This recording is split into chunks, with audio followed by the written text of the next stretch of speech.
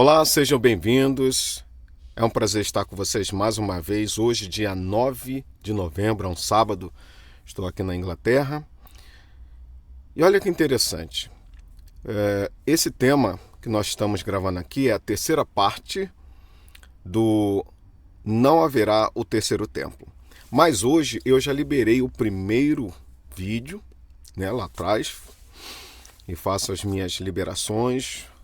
Acredito que entra por volta das meia-noite de cada sábado.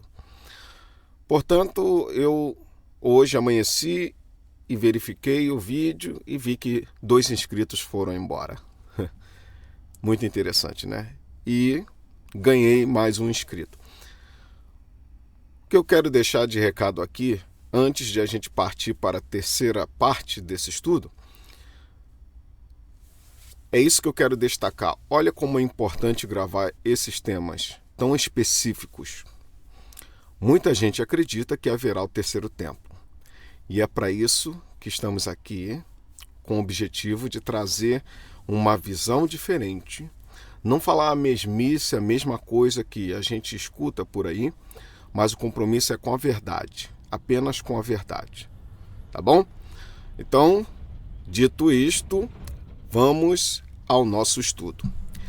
A terceira parte que eu trouxe hoje, dentro de um versículo muito importante, o versículo está em Daniel capítulo 9, e o último versículo. Dentro desse último versículo, está aqui do ladinho aqui o computador, gravando áudio também, o microfone aí para dar mais qualidade, né?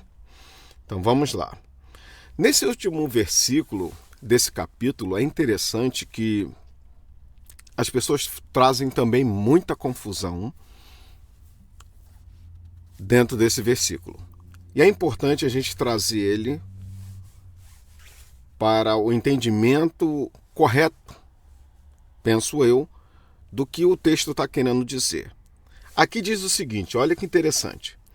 Ele firmará aliança com muitos por uma semana. Aqui as pessoas entendem que é o anticristo.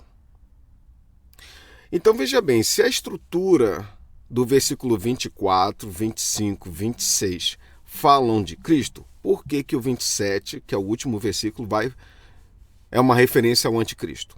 É aqui que começa a confusão, já começa por aqui. É uma ruptura, é aquele ditado do que tira um texto fora do contexto e cria um pretexto. E o pretexto aqui em questão está justamente dentro desse contexto aqui. Separar o versículo 27 dos outros versículos. Se o 24, 25, 26 falavam de Cristo, falavam do Messias, que seria morto, seria cortado, por que é que no versículo 27 vai separar e vai falar que aqui é o anticristo? Não tem lógica. Mas segue mais alguns detalhes importantes para a gente destacar aqui. E na metade da semana fará cessar o sacrifício e a oblação. Vamos só com um versículo, mas em doses homeopáticas para vocês entenderem a importância. Então falar que o anticristo aqui fará cessar o sacrifício e a oblação, logo eles entendem que tem que ter o terceiro templo. Óbvio. Se fará cessar o sacrifício e a oblação, tem que ter o terceiro templo. Mas aí a pergunta importante. Já se passaram praticamente 2000 anos, quase, e nada do terceiro templo aparecer. Isso quer dizer o quê? Que essa interpretação está correta? Penso eu que não. Certo? Porque senão esse terceiro templo já deveria estar erigido. Ah, mas já está quase lá. De fato, já está quase lá. Tem todos os preparativos, tem tudo. Só não tem o cumprimento de algo que não foi profetizado, que se chama terceiro templo. Outra coisa importante aqui destacar, aqui é que está a ciência da interpretação desse versículo aqui. Se aqui estamos falando do anticristo, Por que é que ele faria cessar o sacrifício e a oblação, uma vez que o sacrifício é uma rebelião clara à vinda de Cristo? Não é verdade? Ora, se Cristo já veio e já morreu e já cessou os sacrifícios, e se Israel consegue erigir o terceiro templo e dar continuidade ao antigo sistema de sacrifícios, não é já uma rebelião clara contra a vontade de Deus?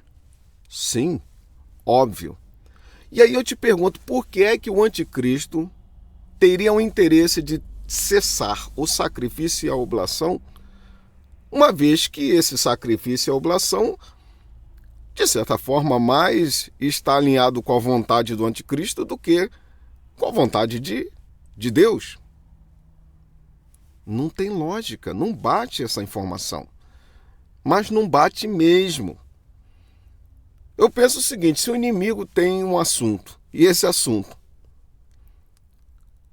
está dando certo, na visão, na ótica do inimigo, por que é que, como diz o ditado, o time que está vencendo não se mexe? Por que é que aqui mexeria? Por que é que aqui faria cessar o sacrifício e a oblação? Por qual motivo? Eu não consigo entender essa lógica que é vendido por aí. E se vocês entenderam, deixe um comentário aqui, vê se tem razão ou não o que eu estou querendo dizer. Vamos continuar para terminar o vídeo. E sobre as asas das abominações virá o assolador, e isso até a consumação, e o que está determinado será derramado sobre o assolador. Então veja bem. Se aqui, mais uma vez, estamos falando do anticristo, quem é o assolador? Mais um contexto que não tem lógica. Né? Se o anticristo vem e acaba com o sacrifício, qual é o sentido de vir o assolador? Também continua a não ter sentido, certo?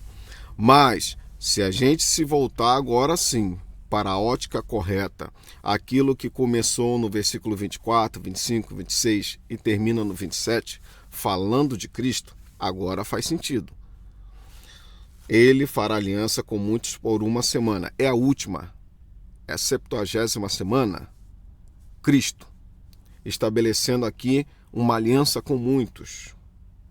E na metade da semana, sim, ele fez um único sacrifício. E por isso, conforme Hebreus está mencionado, e por isso, por esse único sacrifício, ele cessou os sacrifícios e a oblação. Ou seja, todo o ministério dentro do templo cessou, acabou. É por isso que aqui eu já falei várias vezes dentro do canal, a partir do momento que Israel volta a sacrificar os animais, aí é estabelecido a abominação. Ok? Aí sim a gente entende pela ótica correta o significado disso aqui. Tá? Então veja bem, hoje o nosso estudo está pautado praticamente dentro desse único versículo, que conforme os estudos número 1 e número 2, a gente trata sempre dos versículos e dos livros que trazem muita confusão de entendimento. Então, o nosso objetivo aqui, dentro desse estudo, é refletir justamente sobre isso. Essa é a linha de raciocínio, essa é a mensagem. Não haverá o terceiro templo, não é porque eu quero ou não quero. É porque, em resumo, Mateus, Cristo disse, não ficará pedra sobre pedra. Resposta de Cristo. Interessante. Muito interessante. Ele não disse ali entre o princípio das dores e a grande tribulação, ele diz assim, mas vai ser reconstruído o terceiro templo. Em Mateus 24 não existe isso. Em Daniel capítulo 9 também não existe a menção do terceiro templo. Tudo isso, conforme eu acabei de apresentar aqui para vocês, foi uma ruptura de um versículo fora do contexto que estava falando sobre Cristo. E para terminar, outro ponto importante. Vou até desligar aqui o celular, telemóvel, conforme em Portugal, né? Veja bem, o que eu vou dizer aqui é muito importante para a gente encerrar esse vídeo. Muito importante mesmo. Fica atento aí.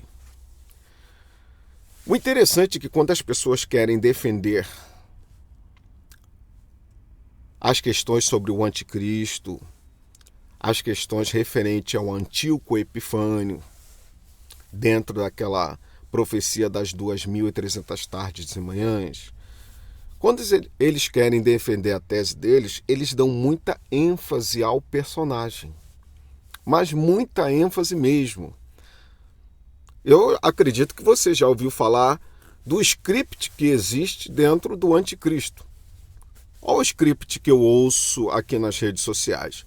O anticristo vai vir, vai se assentar no templo, nesse terceiro templo que Israel vai reconstruir. E na metade, ali 3 anos e meio, ele fará cessar o sacrifício e a oblação. Então, assim, é muita ênfase só para o anticristo. E a palavra de Deus não dá ênfase a Antíoco Epifânio, não dá ênfase ao anticristo. Embora João, Paulo tenha falado, olha, não será assim sem que antes venha apostasia e seja revelado o iníquo, o anticristo. Esse próprio versículo que nós lemos aqui agora, falar que ele fará aliança com muitos durante 3 anos e meio, na metade da semana. Nota-se que se aqui falasse do anticristo, é interessante, nem ênfase para Cristo, nem ênfase para o anticristo. Você só consegue verdadeiramente entender que é Cristo por causa dos 3 versículos anteriores. Da mesma forma, Apocalipse, por exemplo, foi escrito e tem pessoas até hoje que têm dificuldades de encontrar ali dentro de Apocalipse o anticristo. Certo? Então veja bem, isso é um ponto importante. A Bíblia nunca dará, não dá e nunca dará, pelo menos já está escrito, de que a ênfase é o anticristo, a ênfase é o Antíoco Epifânio, a ênfase é ali, é aqui. Não, a ênfase é Cristo. Esse é o verdadeiro sentido da palavra de Deus e da profecia. Nele está concentrado todas as coisas, antiga e nova aliança, um único sacrifício, a vinda dentro das 70 semanas profetizadas, a volta dele, a segunda volta dele para os salvos, para levar a sua igreja, todo o sentido da profecia. Não se preocupem com o anticristo, não se preocupem com o terceiro templo, não. Se preocupem exatamente com a vinda de Cristo e com o que ele já fez por cada um de nós, que foi a sua morte. Essa é a maior preocupação, tá bom?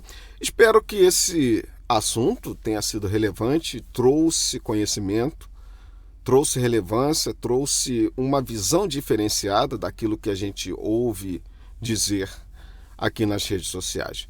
Como sempre, se você gostou, deixa aquele like para o YouTube entender que esse assunto é importante. É a única coisa que eu te peço humildemente hoje, tá bom? Muito obrigado por assistir, Deus te abençoe e até o próximo sábado para o nosso encontro aqui dentro desse canal sobre profecias. Muito obrigado, fique com Deus e até lá se Deus quiser. Tchau, tchau.